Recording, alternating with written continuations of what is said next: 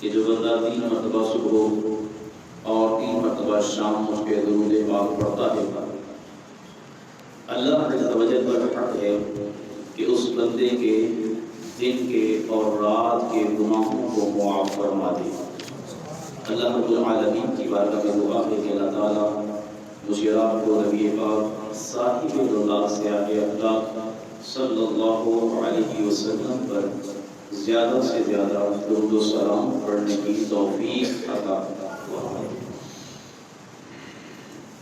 میری چھوٹے پیارے محترم اسلامی بھائیوں، اللہ تبارک و تعالیٰ عز و جل نے قرآن پاک میں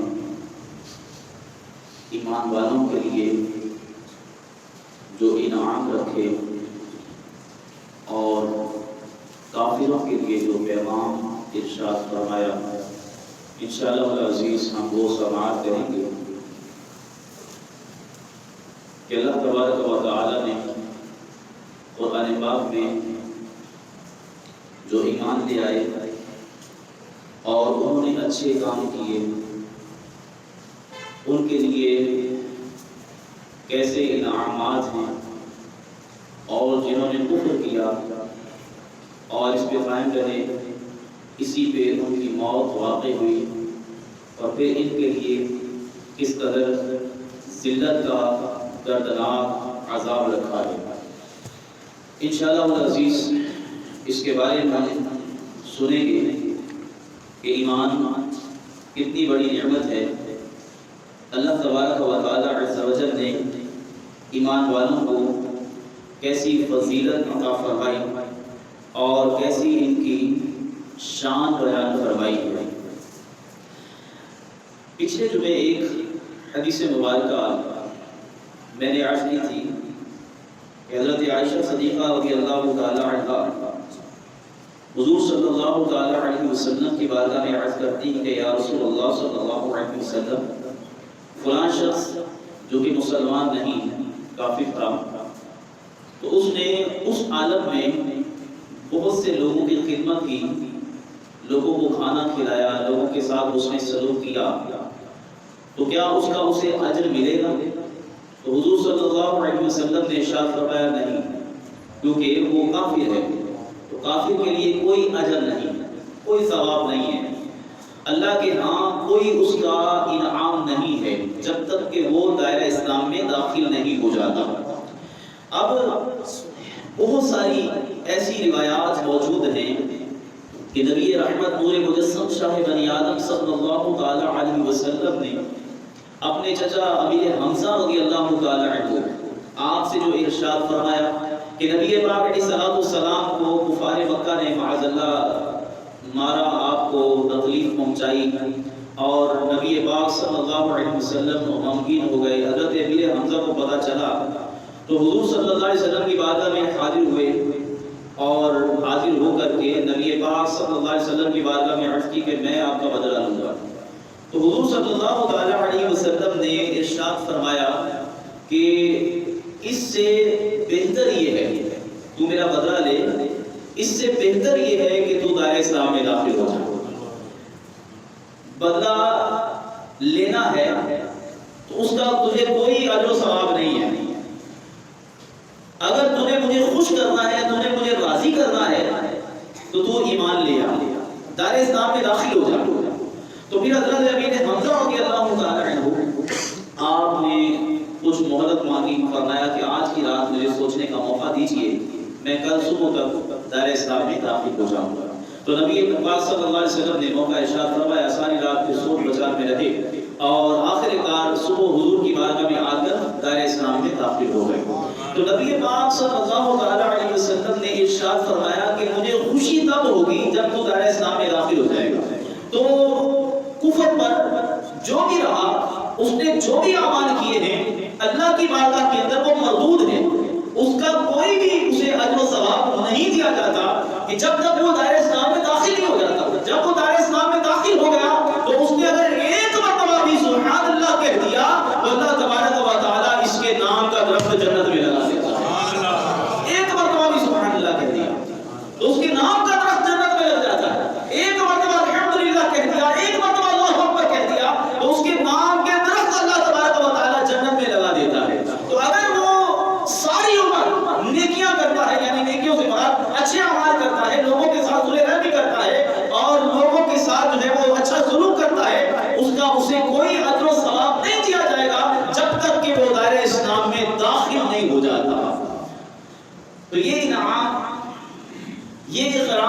یہ فضیلت ایک مومن کے لیے ہے۔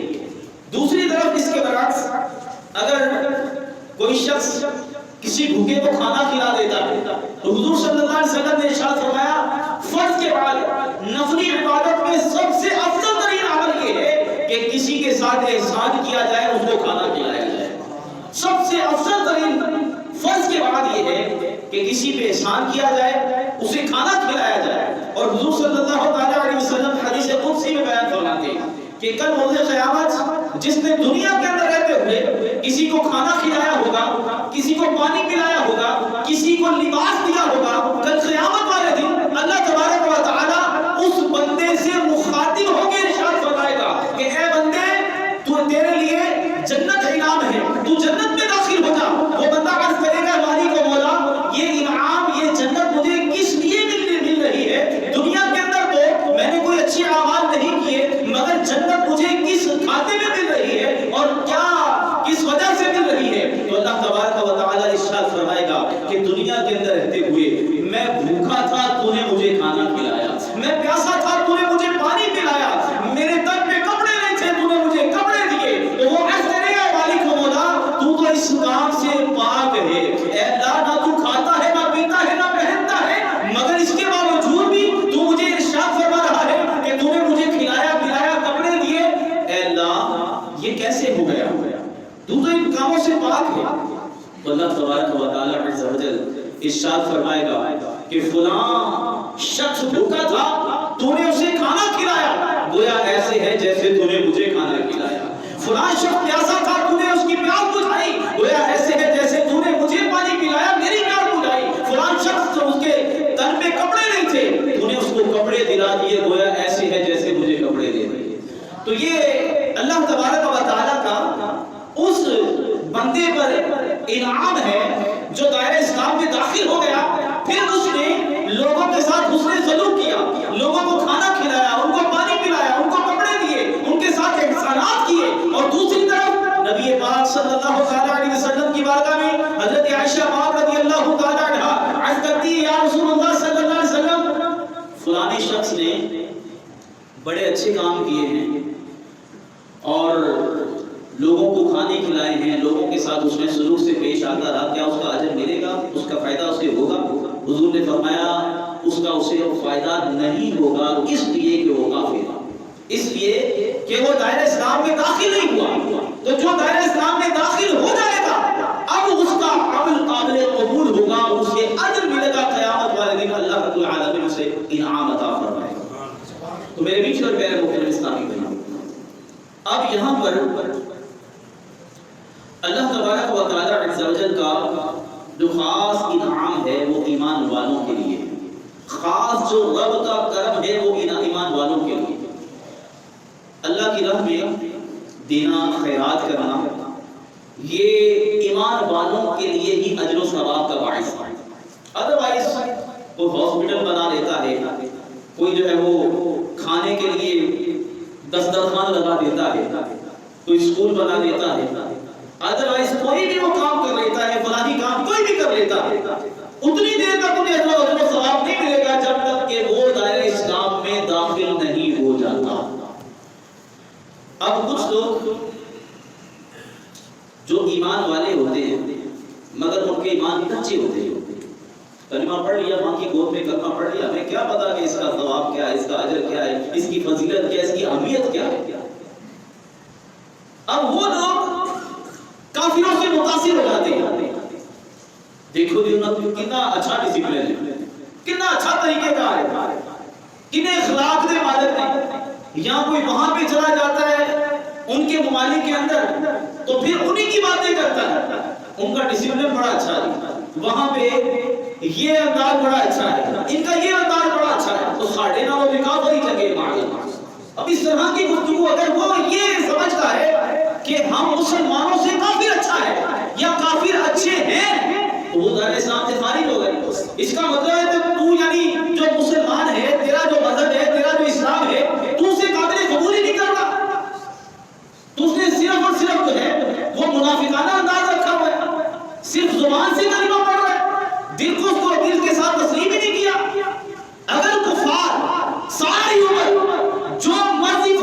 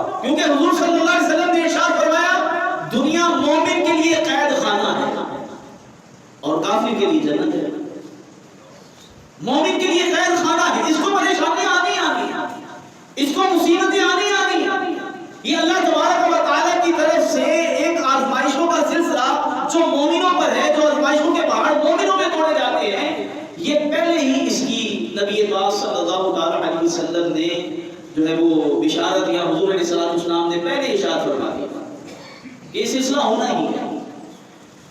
اب کچھ لوگ کہتے ہیں کہ جی وہ بڑے امیر کبیر ہوتے ہیں کافر، اور جناب ان کے پاس یہ آسائشیں ہیں، یہ راحتیں ہیں، تو حضور نے تو پہلے ارشاد فرما دیا مومن کے لیے دنیا قید خانہ ہے اور کافروں کے لیے جنت ہے۔ وہ یہ آسائشیں لیتے رہیں، جو مرضی حاصل کر لیں، جو مرضی کر لیں، چند دن کی زندگی ہے، اس کے بعد ہمیشہ کے لیے وہ جنت ہے۔ مگر مومن کے لیے، ایمان والے کے لیے چند دن کی آزمائش ہے، اور اس آزمائش کے بعد وہ ہمیشہ کے لیے جنت میں رہے گا، ہمیشہ کے لیے جنت میں رہے گا۔ تو پھر جو آزمائشوں پہ صبر کرتا ہے اس کا اجر بھی تو ہے۔ پچھلے جو میں نے ایک مختصر سی حدیث مبارکہ جو بیان کی کہ ایک بندہ اپنی ایک طرف کو چیز رکھ لیتا ہے اور اچانک وہ ہاتھ دوسری طرف ڈال لیتا ہے وہ چیز نکالنے کے لیے، تو اتنا سا وہ بھولا ہے اور تھوڑا سا پریشان ہوا ہے، اب اس نے چیز دوسری طرف سے نکال ہی لینی ہے، مگر یہ تھوڑی سی اس کو جو پریشانی ہوئی ہے، اللہ تبارک و تعالیٰ اس پریشانی کی وجہ سے بھی اس کے سارے گناہ معاف کر دیتا ہے۔ یہ مومن کا انعام ہے۔ اور فرمایا کہ جو آزمائشوں پہ صبر کرتا ہے اللہ تبارک و تعالیٰ اسے مزید بلندی عطا فرماتا ہے، مزید اجر عطا فرماتا ہے۔ تو میرے پیچھے پیارے محترم اسلامی بھائیوں، یہ کہنا کہ مسلمانوں سے تو جناب کافر ہی اچھے ہیں، تو یہ کفر ہے، اس سے انسان دائرہ اسلام سے خارج ہو جاتا ہے۔ مسلمان سے کافر کبھی بھی اچھے نہیں ہو سکتے۔ آپ ان کے اخلاق کی بات کرتے ہیں، کردار کی بات کرتے ہیں، وہ ان کے اپنوں کے لیے جو وہاں پہ رہتے ہیں وہ اپنے آپ کو ایز اے مسلم ثابت کریں تو ان کا جینا دشوار کر دیتے ہیں اور ان کو گھنوری قسم کی سزائیں دیتے ہیں، اور کس انداز سے وہ اپنے ملک میں ان کو شامل کرتے ہیں، داخل کرتے ہیں، وہ سب کو پتہ ہے۔ تو اس لیے کسی صورت بھی کافر مسلمانوں سے اچھے رہتے ہیں۔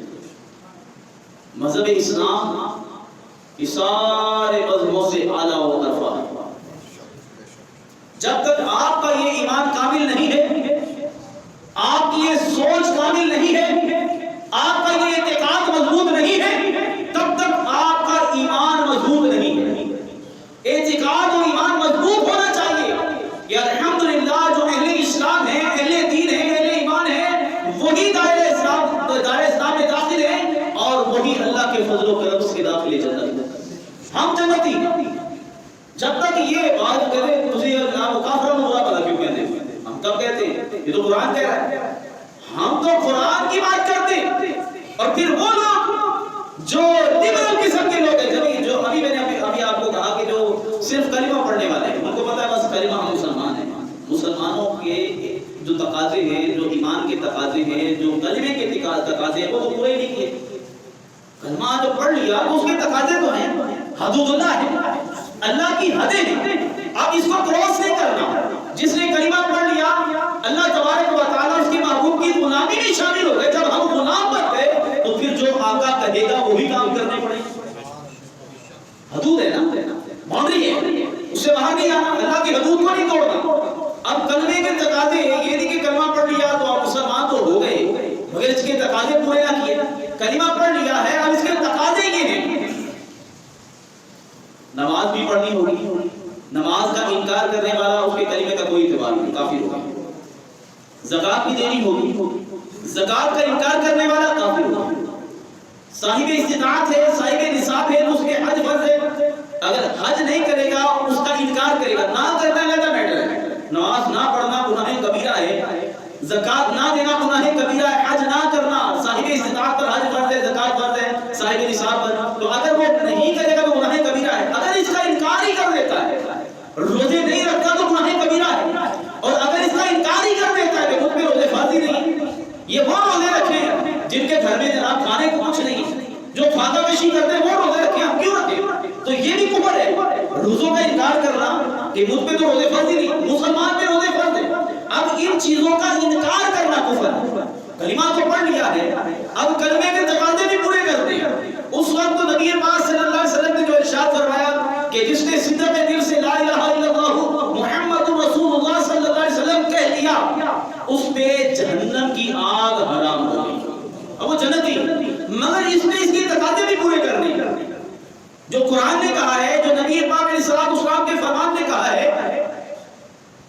برا کرنا ہوگا. ایسا کلمہ پڑھ لیا انسان, اب کلمہ تو پڑھتا ہے مگر نبی کی گستاخیاں بھی کرتا ہے, اب اس کے کلمے کو کوئی اعتبار نہیں.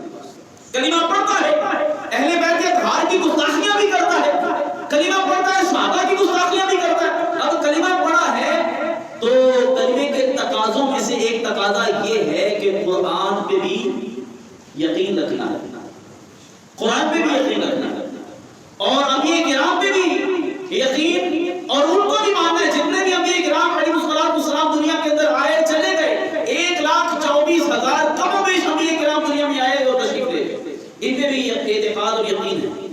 اور جتنے صحیفے اور جتنی کتابیں گزری ان پہ بھی یقین, اللہ پہ یقین, جنت و دوزخ پہ یقین, فرشتوں پہ یقین, اللہ تبارک و تعالیٰ عز و جل کے اللہ تبارک و تعالیٰ کی ان غیب کی چیزوں پہ یقین رکھنا, یہی ایمان.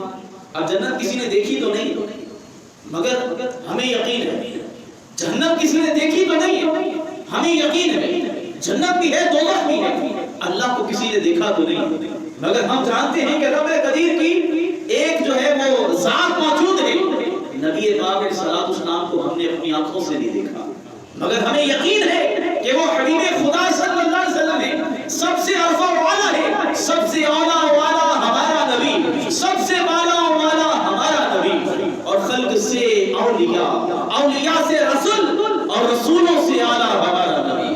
سارے اچھوں میں اچھا سمجھئے جسے ہے اس اچھے سے اچھا ہمارا نبی, سب سے اونچوں میں اونچا سمجھئے جسے ہے اس اونچے سے اونچا ہمارا نبی. تو ہم نے دیکھا نہیں, ہمیں یقین ہے کہ وہ حبیب خدا ہے. یہ کلمے کے تقاضے ہیں سارے, اور اگر ان تقاضوں کا کوئی انکار کرتا ہے, قرآن پاک کی ایک بھی آیت مبارکہ کا انکار کرتا ہے تو وہ دائرہ اسلام سے خارج ہو جاتا ہے. اب صحابہ کرام علیہ الرضوان کی عظمت قرآن نے بیان کی, اہل بیت اطہار کی عظمت قرآن نے بیان کی, نبی پاک صلی اللہ علیہ وسلم کی شان قرآن پاک کی الف سے لے کر الف لام میم سے لے کر والناس تک سارے کا سارا قرآن ہی حضور کی شان بیان کر رہا ہے. تو اب اگر کوئی بندہ کلمہ پڑھ لیتا ہے مگر کلمے کے تقاضے پورے نہیں کرتا, اس کے کلمے پڑھنے کا کوئی اعتبار نہیں. اگر وہ صحابہ کا گستاخ ہے, چاہے اہل بیت اطہار کا گستاخ ہے, چاہے وہ نبی پاک صلی اللہ علیہ وسلم کا گستاخ ہے, چاہے انبیاء کرام علیہ السلام سے کسی کا گستاخ ہے, چاہے وہ قرآن کا منکر ہے, قرآن کی ایک بھی آیت مبارکہ کا منکر ہے, وہ دائرہ اسلام سے خارج ہے, اس کے کلمے کا کوئی اعتبار نہیں. میں نے وضاحت اس لیے کی ہے کہ پچھلے جمعے میں نے آخر میں یہ کلمے والی حدیث بیان کی تھی. اب ہر بندہ کہے جناب کلمہ تو پڑھ دے دے تو جو مرضی کر دے رہے تو سیاپے سے کیا سی وہ حدیث مبارکہ سنائی دے گی ہے کہ نبی پاک صلی اللہ علیہ وسلم نے فرمایا جن نے ایک دفعہ صدق دل کلمہ پڑھ لیا وہ جنتی ہے, وہ تے جنت حرام ہو گئی, تو سیاپے سے کیا سی. مگر چونکہ وقت تھوڑا تھا اس وجہ سے میں نے اس کی تفصیل بیان نہیں. کلمہ پڑھ لیا, اب اس کے تقاضے بھی پورے کر لیے, تقاضے پورے نہیں کیے, اس کا انکار کر دیا تو کلمے کا کوئی اعتبار نہیں ہے. اللہ تبارک و تعالیٰ عز و جل نے قرآن پاک میں کفار کے بارے میں جو ارشاد فرمایا, چند ایک آیات مبارکہ کفار کے حوالے سے اور چند ایک آیات مبارکہ اہل ایمان کے حوالے سے, وہ انشاءاللہ عزیز میں آپ کے گوش گزار کرتا ہوں کیونکہ وقت تھوڑا ہے, اس لیے چند ایک, ویسے تو کافی ساری آیات مبارکہ کفار کے حوالے سے جو کہ انہوں نے کفر پر زندگی گزاری اور کفر پر ہی ان کا خاتمہ ہوا, اور اب یہ ہمیشہ کے لیے جہنم میں رہیں گے.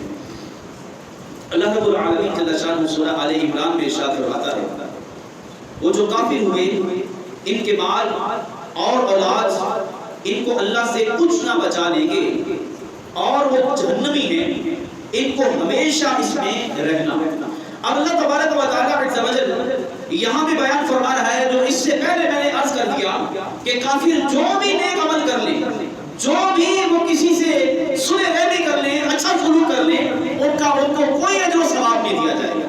آخرت میں ان کا کوئی حصہ نہیں, اور کوئی بھی چیز ان کو آخرت کے عذاب سے, جہنم کے عذاب سے, اللہ کے غضب سے نہیں بچا سکتا. اللہ تبارک و تعالیٰ فرماتا ہے, وہ جو کفر کافر ہوئے ان کے مال اور اولاد ان کو اللہ اللہ سے کچھ نہ بچا لیں گے اور وہ جہنمی ہیں، ان کو ہمیشہ اس میں رہنا ہے۔ اسی طرح اللہ تبارک و تعالی سورہ نساء میں ارشاد فرماتا ہے، اور جو اللہ اور اس کے رسول کی نافرمانی کرے اور اس کی کل حدود سے بڑھ جائے، اللہ اسے آگ میں داخل کرے گا جس میں ہمیشہ رہے گا اور اس کے لیے خواری کا عذاب ہے۔ اسی طرح اللہ تبارک و تعالی سورہ نساء میں ارشاد فرماتا ہے، بے شک جنہوں نے کفر کیا اور حد سے بڑھے، اللہ ہرگز انہیں نہ بخشے گا اور نہ انہیں کوئی راہ دکھائے مگر جہنم کا راستہ کہ اس میں ہمیشہ ہمیشہ رہیں گے۔ پھر اسی طرح اللہ تبارک و تعالی سورہ اعراف میں ارشاد فرماتا ہے، وہ جنہوں نے ہماری آیتیں جھٹلائیں اور ان کے مقابل تکبر کیا، ان کے لیے آسمان کے دروازے نہ کھولے جائیں گے اور نہ وہ جنت میں داخل ہوں گے جب تک سوئی کے ناکے اونٹ داخل نہ ہو، اور مجرموں کو ہم ایسا ہی بدلہ دیتے ہیں، انہیں آگ ہی کے اندر ڈالا جائے گا اور آگ ہی ان کا اوڑھنا اور بچھونا ہوگی، اور ظالموں کو ہم ایسا ہی بدلہ دیتے ہیں۔ پھر اسی طرح اللہ تبارک و تعالی عز و جل سورہ مریم میں ارشاد فرماتا ہے، اور ہم اس دن جہنم کافروں کے سامنے لائیں گے، وہ جن کی آنکھوں پر ہماری یاد سے پردہ پڑا تھا اور حق بات سن کر نہ سیکھتے تھے، تو کیا کافر یہ سمجھتے ہیں کہ میرے بندوں کو میرے سوا حمایتی بنا لیں گے؟ بے شک ہم نے کافروں کی مہمانی کو جہنم تیار کر رکھی ہے۔ تم فرماؤ کیا ہم تمہیں بتا دیں کہ سب سے بڑھ کر ناقص عمل کن کے ہیں؟ ان کے ہیں جن کی ساری کوشش دنیا کی زندگی میں گم گئی اور وہ اس خیال میں ہیں کہ ہم اچھا کام کر رہے ہیں۔ یہ لوگ جنہوں نے اپنے رب کی آیتیں اور اس کا ملنا نہ مانا، تو ان کا کیا دھرا سب ختم ہو گیا، سب غارت ہو گیا، اور ہم ان کے لیے قیامت کے دن کوئی تول قائم نہ کریں گے۔ یعنی جو کافر ہوں گے ان کے لیے قیامت میں کوئی تول قائم نہیں ہوگا، کوئی ترازو نہیں رکھا جائے گا۔ یہ ان کا بدلہ ہے جہنم، اس پر کہ انہوں نے کفر کیا اور میری آیتوں اور میرے رسولوں کی ہنسی بنائی۔ بے شک جو ایمان لائے اور اچھے کام کیے، فردوس کے باغ میں ان کی مہمانی ہوگی اور ہمیشہ ان میں رہیں گے۔ تو میرے بیچ اور پیارے محترم اسلامی بھائیوں، اللہ تبارک و تعالی عز و جل نے قرآن پاک میں کفار کے حوالے سے بیان فرمایا کہ جنہوں نے کفر کیا اور اسی کفر کے عالم میں دنیا سے رخصت ہو گئے، وہ ہمیشہ جہنم میں رہیں گے، اور فرمایا کہ جنہوں نے اچھے کام کیے، ایمان لے کر آئے، وہ ہمیشہ فردوس میں رہیں گے، یعنی جنت میں رہیں گے۔ اللہ تبارک و تعالی نے اسی طرح ایمان والوں کے لیے جو دنیا میں ایمان لائے اور اپنے کلمے کے تقاضے پورے کیے، ان کے بارے میں ارشاد فرمایا، سورہ بقرہ ہے، اور خوشخبری دے انہیں جو ایمان لائے اور اچھے کام کیے کہ ان کے لیے باغ ہیں جن کے نیچے نہریں رواں، جب انہیں ان باغوں سے کوئی پھل کھانے کو دیا جائے گا، صورت دیکھ کر کہیں گے یہ تو وہی رزق ہے جو ہمیں پہلے ملا تھا، اور وہ ملتا جلتا انہیں دیا گیا، اور ان کے لیے ان باغوں میں ستھری بیویاں ہیں اور وہ ان میں ہمیشہ رہیں گے۔ اسی طرح اللہ تبارک و تعالی سورہ بقرہ میں دوسرے مقام پہ ارشاد فرماتا ہے، اور جو ایمان لائے اور اچھے کام کیے وہ جنت والے ہیں، انہیں ہمیشہ اس میں رہنا ہے۔ اسی طرح اللہ تبارک و تعالی سورہ نساء میں ارشاد فرماتا ہے، اور جو لوگ ایمان لائے اور اچھے کام کیے، ان قریب ہم انہیں باغوں میں لے جائیں گے جن کے نیچے نہریں رواں، ان میں ہمیشہ رہیں گے، ان کے لیے وہاں ستھری بیویاں ہیں، اور ہم انہیں وہاں داخل کریں گے جہاں سایہ ہی سایہ ہوگا۔ کس کا سایہ ہوگا؟ اللہ کی رحمت کا سایہ ہوگا۔ اور پھر اللہ رب العالمین آگے سورہ نساء میں ارشاد فرماتا ہے، اور جو ایمان لائے اور اچھے کام کیے کچھ دیر جاتی ہے، یعنی کچھ وقت لگتا ہے. اب پہلے بھی میں نے اس کو بیان کر دیا کہ چند دن کی زندگی ہے، یہ گزر جائے گی. آخر کار ایمان والے کے لیے اللہ تبارک و تعالی نے جنت کی ہمیشہ کی زندگی کو تیار کر رکھا ہے، ہمیشہ کے انعام کو تیار کر رکھا ہے. اور اللہ رب العالمین ارشاد فرماتا ہے اور جو ایمان لائے اور اچھے کام کیے کچھ دیر جاتی ہے کہ ہم انہیں باغوں میں لے جائیں گے جن کے نیچے نہریں بہیں، ہمیشہ ہمیشہ ان میں رہیں. اللہ کا سچا وعدہ اور اللہ سے زیادہ کس کی بات سچی ہے؟ میرے محترم اسلامی بھائیوں، اللہ تبارک و تعالیٰ عز و جل نے قرآن پاک میں جا بجا کافروں کا بھی ذکر فرما دیا کہ جو دنیا کے اندر کفر کرتے ہوئے دنیا سے رخصت ہوں گے وہ ہمیشہ کے لیے جہنم میں رہیں گے، اور جو ایمان والے ہیں دنیا سے اپنا ایمان سلامت لے کے رخصت ہو جائیں گے وہ ہمیشہ کے لیے جنت میں رہیں گے. اب ایمان تو لے آئے اور جس نے ایمان کے تقاضے پورے نہیں کیے موت کے وقت اس کا ایمان ضائع ہو جاتا ہے. شرح الصدور کے اندر علماء کرام نے لکھا ہے کہ چند وجوہات کی بنا پر انسان کا ایمان ضائع ہو جانے کا اندیشہ ہے. ایمان ضائع ہو جاتا ہے، ایمان چھن جاتا ہے، ایمان ختم ہو جاتا ہے. اس کی وجہ کہ جب انسان گناہ کرتا ہے تو گناہوں کی نحوست کی وجہ سے گناہ اس کے جو ہے وہ حاوی ہو جاتے ہیں، جس کی وجہ سے بعض اوقات اپنی زبان سے وہ کفر یا کلمے بھی بول پڑتا ہے. جیسا کہ پہلے میں نے عرض کیا کہ انسان کہتے ہیں، جناب مسلمان کہتے ہیں کہ جی ساڑھے نہ ہوتے کافر چنگے نے، اونا دیا انیا سائشہ نہیں ہے، اونا وہ سارا مجھے، اونا دا اخلاق بڑا اچھا ہے، ڈسپلن بڑا اچھا ہے. یہ اکثر لوگ کہتے ہیں، اکثر لوگ اپنی زبان سے یہ اقرار کرتے ہیں کہ اسی مسلمان کے چکے ہی نہیں ہیں. اس کا مطلب تو منافقت کر رہے ہیں، اپنی زبان سے کلمہ پڑھ کے دل میں کفر رکھا ہوا ہے تو نے. تو ایسے شخص، ایسے بندے کو تو جہنم کا آخری جو اللہ تبارک و تعالیٰ نے جو جہنم کا آخری طبقہ ہے، ساتویں تہ کو تیار کر رکھا ہے ایسے منافق کے لیے. جو کافر ہے وہ تو اوپر رہے گا اور یہ بالکل نیچے چلا جائے گا. زبان سے تو کلمہ پڑھ رہے اور دل سے تو کفر کا اقرار کر رہے، کافروں کو اچھا سمجھ رہے، تو ایسا شخص دائرہ اسلام سے خارج ہو جاتا ہے. ہم ایمان والے ہیں، ہمیں اپنے ایمان کو جاننا چاہیے کہ ایمان کتنی بڑی نعمت ہے. اللہ تبارک و تعالیٰ عز و جل نے اگر ہمیں مسلمان بنایا ہے تو رب کا شکر ادا کرنا چاہیے. بلکہ ہم صبح و شام سجدے میں رہیں تب بھی رب کا شکر ادا نہیں کر سکتے کہ اللہ تبارک و تعالیٰ نے ہمیں ایمان جیسی دولت سے سرفراز فرمایا. تو اس لیے بعض اوقات ایسے اشخاص اپنی زبان سے کفریہ کلمات بول دیتے ہیں جس سے ایمان ضائع ہو جاتا ہے. اور شرح الصدور کے اندر فرمایا کہ جو بندہ بے نمازی ہے، شراب کا عادی ہے، والدین کا نافرمان ہے یا قطع تعلق ہی کرنے والا ہے، ان اشخاص کا بھی موت کے وقت ایمان سلب ہو جانے کا اندیشہ ہے. موت کے وقت ان کا بھی ایمان سلب ہو جانے کا اندیشہ ہے. اور نبی پاک صلی اللہ علیہ وسلم نے ارشاد فرمایا کوئی بندہ اس بات پہ مطمئن نہیں ہو سکتا، کوئی بندہ یہ بات قسم کھا کے نہیں کہہ سکتا، کوئی بندہ اس بات پہ مطمئن نہیں ہو سکتا کہ موت کے وقت میرا ایمان سلامت رہے. کوئی نہیں کہہ سکتا. بڑے بڑے انبیاء کرام، بڑے بڑے اولیاء اعظم رحمہ اللہ تعالی علیہم اجمعین یہی دعا کیا کرتے تھے، اے مولا موت کے وقت ہمارا ایمان سلامت رہے. کسی کو یہ بھروسہ نہیں ہے، کسی کو یقین نہیں ہے کہ موت کے وقت میرا ایمان محفوظ رہے گا، یہ سلب کر لیا جائے. اور شیطان تو پیچھے لگا ہوا ہے، اس نے تو جناب ہاتھ دھو کے پیچھے لگا ہوا کسی طریقے سے مسلمان کا ایمان ضائع کر دیا جائے.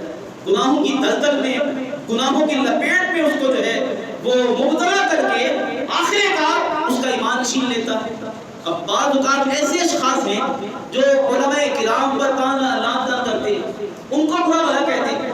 اجی یہ پردے کی سختی کہاں آ گئی، یہ نمازوں کی پابندی کی سختی کہاں آ گئی، یہ زکوٰۃ کی سختی کی پابندی کہاں آ گئی، اس کی پابندی کہاں آ گئی. یہ سب ملاؤں نے کیا ہوا ہے، سب مولویوں نے کیا ہوا ہے. نہ قرآن پڑھنا، نہ حدیث پڑھنا، نہ نبی کا فرمان یاد ہے، نہ رب کا ارشاد یاد ہے کہ اللہ تبارک و تعالیٰ اس کے محبوب نے کیا ارشاد فرمایا.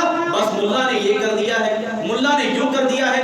حقیقت میں وہ شریعت کے اوپر، دین کے اوپر اٹیک نہیں کرتے. ان کا مقصد دین پہ اٹیک کرنا ہوتا ہے، شریعت پہ اٹیک کرنا ہوتا ہے. وہ آڑے لے آتے ہیں ملا کو، وہ علماء کرام پر انگلی اٹھا دیتے کہ انہوں نے یوں کیا ہے. اور یہ بھی یاد رکھیے، اگر کوئی عالم دین کی تذلیل اس لیے کرتا ہے کہ یہ دین کا عالم ہے تو وہ بھی دار اسلام سے خارج ہو جاتا ہے.